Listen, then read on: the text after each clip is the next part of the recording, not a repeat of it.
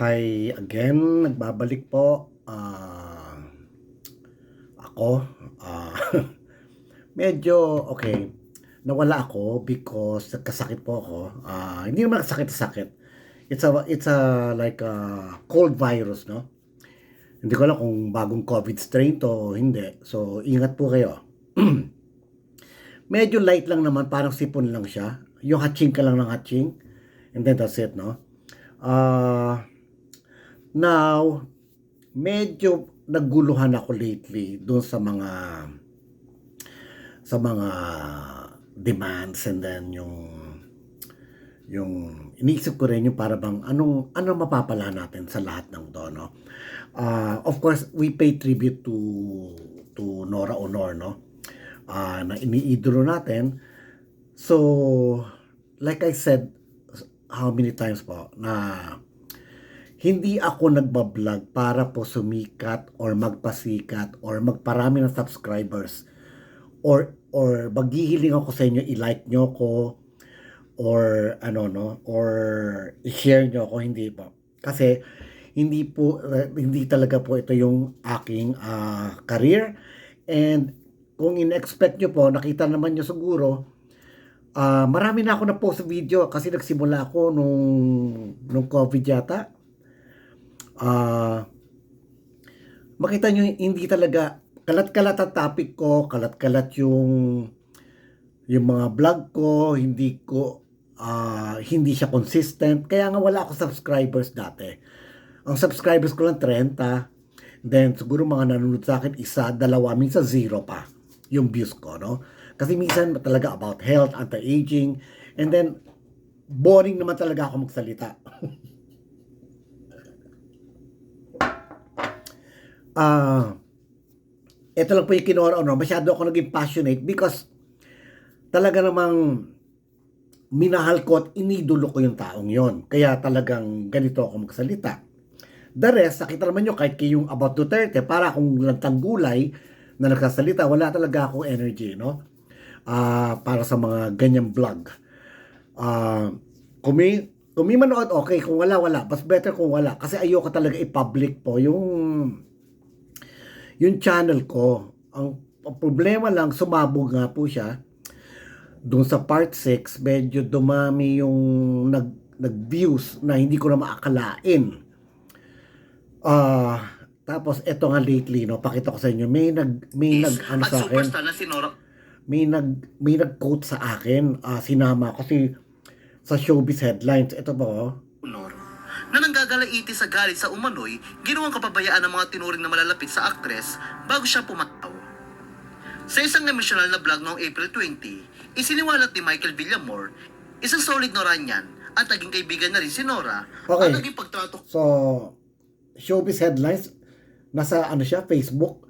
Pero actually, yung friend ko nagpasa sa akin yan, no? Hindi man ako, no? And dami palang followers ito, 2 milyon. So anyway, medyo po natatakot ako dahil ayoko maging public, ayoko pinag-uusapan ako, kasi nga, like what happened to Nora, 'di ba? Nasira siya sa ano, 'di ba? Mga taong sumisikat, nasisira yung buhay. Mas gusto mo yung katahimikan, no? Ang katahimikan and peace of life, hindi mo mabibili yan. Papiliin ako mayaman na sikat or mahirap na hindi kilala. Mas pipiliin ko po talaga yung mahirap na hindi kilala. Na may freedom ako pumunta sa supermarket, may freedom ako kumain sa karinderya, may freedom ako sa makay na MRT. Yun po ang isang kayamanan na hindi po nalalaman, na hindi na-realize ng iba, na maswerte po kayo kasi buhay nyo tahimik. Yan lang talaga ang ano, no, ang pinaka reward sa atin ng Diyos. Isang matahimik na buhay at isang healthy na life, no?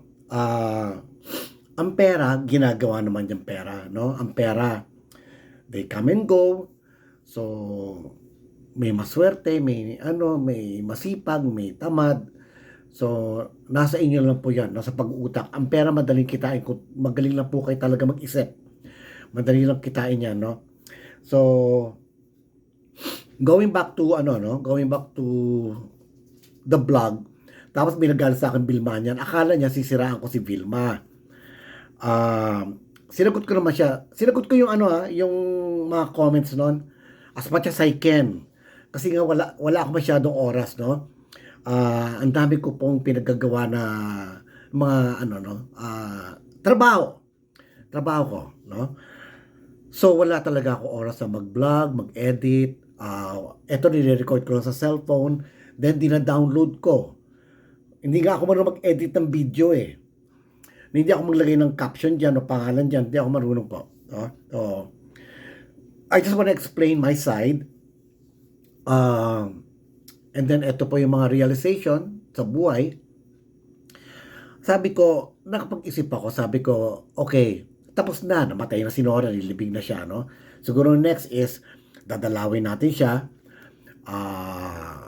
Dadalawin natin siya sa libingan niya na tahimik na. May nagsabi na dalawin na raw namin. Pero sabi ko, I think nila ginagawa pa yung noon. Pagkalibing, inaayos pa yung mga semento noon. Yung lapitata, ano ba tawag doon? Yung sinisemento na gusto. So the best is talaga siguro after 2 weeks, 3 weeks, tahimik na po yung yung buong bayan, nagawa na yung libingan niya na maayos. Siguro doon pwede tayong dumalaw na, no? Announce ko naman po kung kailan ako dadalaw para kung gusto niyo sumabay kayo, no? Then pwede tayo mag-usap-usap doon. What we can do. Ito, importante to eh. Hindi naman pwede dudalamhati lang tayo. Sinisisi natin yung mga iba't iba na tama na yon. Patawarin nyo na yung ng api kay Nora. Tama na. Sabi nga may nagsasabi sa akin yung isang business partner ko, sabi niya, kailan mo titigil yung hate? Yung hate daw, hate campaign. Sabi ko, hindi naman hate campaign yon. Nagkataon lang. So, siyempre, masama loob mo, no? Pero dapat itigil na. Tama nga naman. Tigil ko na. Wala nang hate. Wala nang siraan. Tama na po. By now, na-express na natin sarili natin. Alam na natin kung sino yung nag-algabyado sa kanya, sino yung nanloko sa kanya, sino yung hindi tumulong sa kanya. Tapos na po yun. So, let's move forward na lang, no? Yan yung nakikita ko, no? I won't talk about Vilma Santos anymore kasi baka mamaya magalit naman yung mga Vilmanias. Sabi ko nga, sa matter of fact, fans ka ako ni Vilma eh. Naging fans ako ni Vilma later on. Kasi ginalingan niya rin naman yung pag-arte niya talaga. Talagang, alam mo, si Vilma talaga, lumalaban talaga. Nilalabanan niya talaga si Nora na pumantay sila talaga sa acting. Of course, sa singing, alam naman niya, suko siya doon, no? Na hindi siya talaga, wala talaga siyang boses. Pero nag-recording ni si Vilma Santos, di ba? Alam natin yon. Ang famous niya, yung Sweet 16, no? Pero yun nga, so let's cut it short na lang. Si Vilma Santos, so gustuhan ko siya, isa lang to, no? Doon sa Tagos ng Dugo. Doon niya ako napabilib. Sa galing ng arte niya. Magaling siya doon. Magaling siya doon. Marami pa. Yung anak, magaling din siya doon. Tapos yung isa niya, yung kay Sian Lim, yung Sian Lim, ano ba yung pelikulang yun? Nagka-cancer siya. I forgot the name. Then meron pa isang talagang tumatak din sa akin, yung Pahiram ng Isang Umaga, no? Pero nauna yata yung Tagos ng Dugo doon, then yung Pahiram ng Isang Umaga. Actually, yung Pahiram ng Isang Umaga, sinut po yon doon kung saan ako nagpupuntang beach. Favorite beach ko yon sa Botolan, Zambales. Doon sila nag-shooting. Kilala ko po yung mga may-ari doon ng mga beach. And then, so doon sila nag-shooting. Then, magaling siya doon. Magaling siya doon. Na ano naman niya, napatay niya si yung galing ni Nora, no? Anyway, so let's cut it short. Yun lang naman gusto ko sabihin doon. Yung labanan nila ng Best Actress. Then, pareho silang, I think kaya naiyak si Vilma at hindi nagsalita, no? Kasi nga, masakit sa kanya. Nora Honor was part of her. siguro the same din kung namatay si Vilma Santos ahead, si Nora will feel the same. Kumbaga, ano sila magkadikit sila pareho silang icon. Kung wala yung isa, wala yung isa. Ganun lang yon na uh, the rivalry made them move up, no? Yun yung bumuhay sa kanilang dalawa. Without the rivalry, wala. Parang ano yan, di ba? ABS-CBN dati, rivalry. Nawala GMA, so nawala si ABS, kala ni GMA, aakit ng 50% yung ratings niya. So what happened is, gumanon din, law of diminishing return. Gumanon siya, no? Kumbaga, nalaos din si GMA because, hindi ko naman nalaos, bubaksak din yung rating si GMA. Because wala na siyang kalaban. So yung mga fan base, wala na, papanoorin ko to para masurpass yung ratings ni ABS or GMA. Nawala yon. So, medyo namatay yung television nung nawala si ABS. So, ano yun natin yun? Aminin na natin, no? Kung either maka-GMA kayo or ABS, ganun talaga yon. Rivalry is an element which can make things happen. Okay? Like Pepsi and Coke. Diba? So, anyway, so let's go back, no? Mahaba na naman, no? Daldal ko rin. Anyway, let's go back. Anong mapapala natin ngayon? Anong gagawin natin? Yan ang tumatak sa utak ko Tama na po. Wag na tayong magkalkal pa ng buhay ni Nora. May kalpa. By the way, may tumama dun sa pinapahulaan ko, no? May isa lang talaga siya na tumama. I don't know how you will, i-message kita sa YouTube mo. Ando naman yung channel mo Kasi wala naman tayong forms of communication. Like I said, may nagsasabi nga, ano yung FB mo? Sabi ko, wag na. Kasi yung FB ko, ano yung personal na buhay ko. Ayokong napapublic ako. Kasi ando doon lahat Actually, dati yung FB ko yung public, yung YouTube ko yung private. Kasi wala naman ako subscriber and sabi ko nga sa mga friends ko, hindi nyo ba nahalata? I don't even give out my YouTube channel because I don't want you to see me. Especially when I'm crying, nasasabi ko yung hindi ko masabi sa Facebook. So yung YouTube ko ang nagiging outlet ko. Kasi alam ko hindi man ako sisikat dyan Alam ko hindi naman ako yung may magsasubscribe dyan, manonood, or yung algorithm ba, aakyat. Tsumamba lang talaga ako dito kay Nora kasi nga, yung title ko, Tribute to Nora Honor. Siguro, nag-search kayo, ba't wala tribute? So, yun din ako. So, gumawa ko sarili ko tribute about yung mga pelikula niya, yung paano siya sumikat, paano siya nag-break all records. So, yun lang naman about kung bakit ako nag-vlog about Nora Honor, no? So, wala po ako intention na sana mag-hit yan, sana dumami manood. Wala. Ginawa ko lang yon out of my own passion. Ginawa ko lang yon out of what I feel. Naging emotional ako sa part 6 dahil narinig ko po yung visiting hours. Yun lang. Then nag-trigger na po yun na, eto kasi, niloko niya, eto, namalibos si Nora nun. Yun lang yun, no? Pero tama na po yun. Ayoko na po. Tama na yung hate. Alam niyo po, eto, na-realize ko, kung meron man common factor, sabi ko, ano ba itong common factor namin ng mga tagahanga ni Nora Honor? Parang lahat ng comments nyo, naintindihan ko, naiyak pa nga ako sa ibang comments nyo. No? Parang sabi ko, parang pare-parehas naman kami ng ng nararamdaman na gusto namin yung mga taong tumutulong na walang kapalit, yung tumutulong na walang ingay, yung talagang gusto tumulong sa mga mahihirap. And then, hindi tayo selfish. Siguro nakita ko rin yun. Sa mga fans ni Nora, yung, alam mo, mahirap man o mayaman yung fans ni Nora, kung ano man yung common namin, yun yung hindi kami selfish. Kasi inidolo namin yung isang tao na hindi selfish. Na hindi siya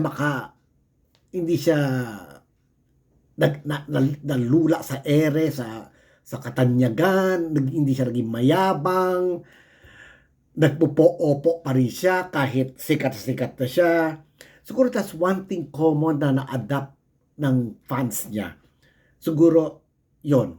Kung merong common grounds, tayo po yon. Now, what can we do about it? Sinabi ko na po sa inyo, minsan, yung last na tulungan natin po yung mga mahihirap, huwag niyong baratin ang mga mahihirap, lalo na sa palengke. Kung konting tawad lang, kung may pera po tayo, pwede. Kung wala tayong pera din, tawaran nyo. Hindi ko sinabi huwag nyo tawaran. Kung wala kayong pera, tawaran nyo. Kasi wala na kayong makakain. Sagad-sagad na, di ba? Pero kung may pera po kayo, na just for the sake, na trip nyo man tawad, wag na. Yung mga mahihirap, huwag nyo na tawaran. No? So that's one thing we can do, help the poor. So, kung may project man tayo, sana tulungan natin yung mga mahihirap, lalo yung mga matanda na mahihirap. Okay? So, what can we do about it? So, what we can do, ang naisip ko lang dyan is, I don't know, may nagsalita na parang yung mga fans ni Nora, siya daw may hawak. I don't know kung sino may hawak ng mga fans ni Nora, no? Kasi wala naman ako alam na aktibo na ano, no? Pero kung sana, maggawa tayo ng, I don't know, hindi na uso eh. Hindi ko alam. Pero kung gusto natin tumulong sa mga kung meron sa'yo suggestion, then magbigay-bigay tayo, then, gusto natin mag-donate sa mga Home for the Aged, gusto niyo feeding program, then pwede po natin gawin yon.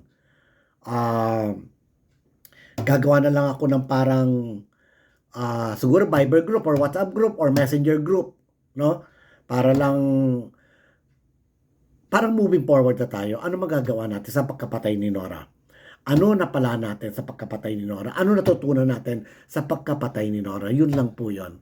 Tumulong po tayo sa kapwa natin. Yun tingin ko ang pinaka-biggest message niya na makukuha natin. No? Na doon siya sasaya.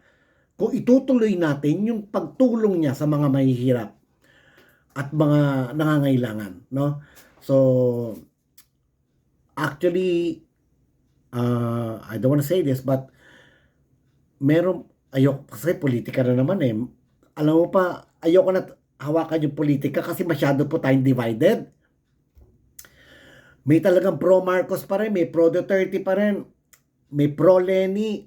Ayoko na pong magsalita sa politics. Ayoko magsalita na madidivide pa tayo.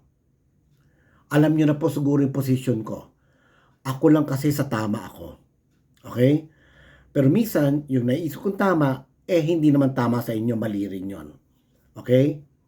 So, useless arguing over matters that were not really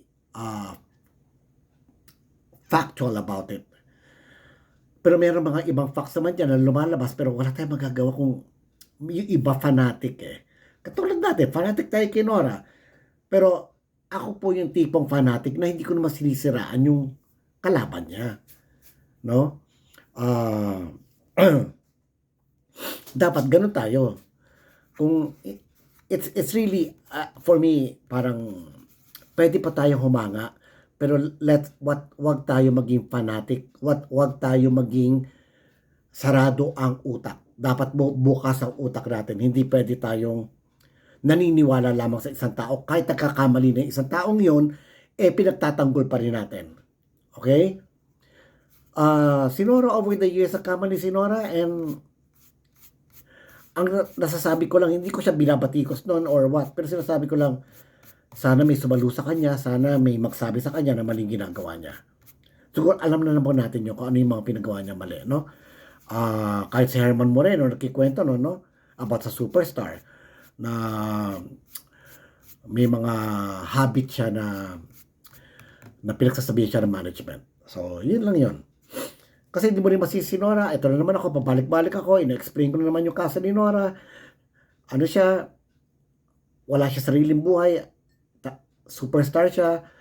So, hindi niya gusto malasing. Outlet lang yun eh. Di ba? Maraming nasisira na sikat na artista or what. So, yung iba nananahimik, yung iba, wala, hindi man kinora sobre, wala tayong magagawa. Tapos na po yan. So anyway, yun lang po. Moving forward, sana, may tumatawag, no? Sana, maano natin, no? Ah, kung may idea po kayo, para tayo makakatulong sa mga mahihirap, so, I'm open to it. Let's do it. Ah, yung kaya lang natin. Kasi katulad ko, hindi man ako super yaman, no? Ako, ano yung matutulong natin, itulong natin na magagawa natin. Pangkabuhayan, actually po, napunta rin ako sa Office of the Vice President, no? Ah, meron silang, ano ba to? Ah, negosyo mo inday, parang ganon. Wherein they give a capital for the, ano, no? For the, yung mga mahihirap na gusto magka-negosyo. Negosyo kaday, parang ganon. So, I hope, pero alam naman yun, na-slash yung budget ng OBP, Office of the Vice President. So, wala sila masyadong pondo. So, yun na po. Na-explain ko na kung ba't ako nagtagal, no? Medyo kasakit ako konti. And then tomorrow po, alis ako. Mamayang gabi pala, mamayang madaling araw, alis ako, no? Punta akong Japan for 1 week. Ayoko sana umalis kasi dami kong pending dito sa Pilipinas, pero nabili ko na yung ticket eh. Mura lang kasi, no?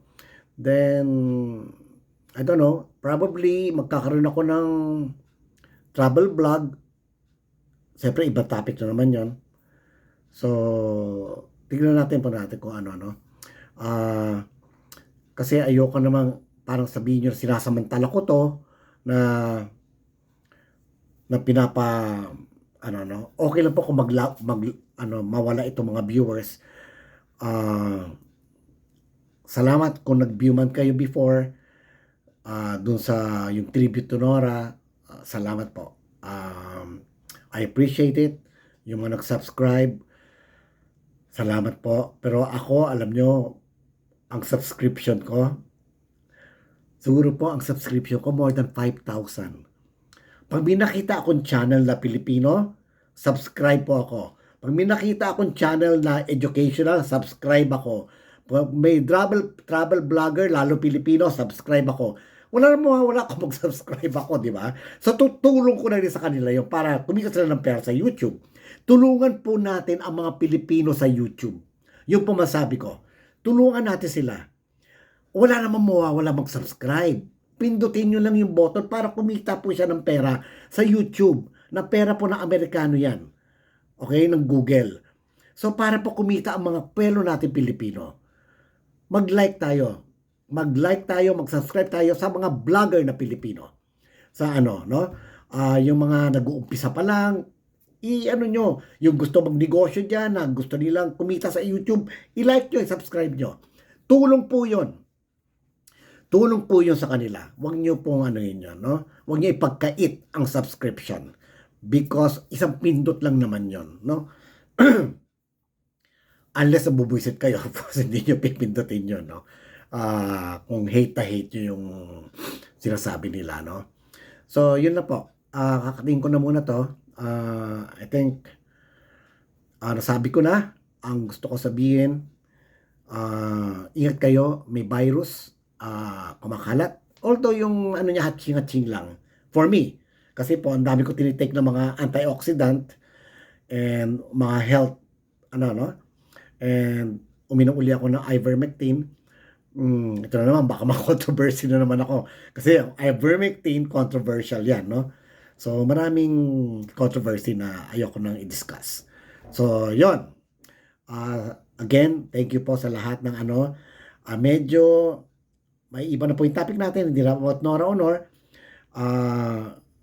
We'll try to help other people na sana tayo, as fans ni Nora, will form something na which will solidify the fans and then makatulong tayo sa mga matatanda at mga mahihirap or both, mahihirap na matanda.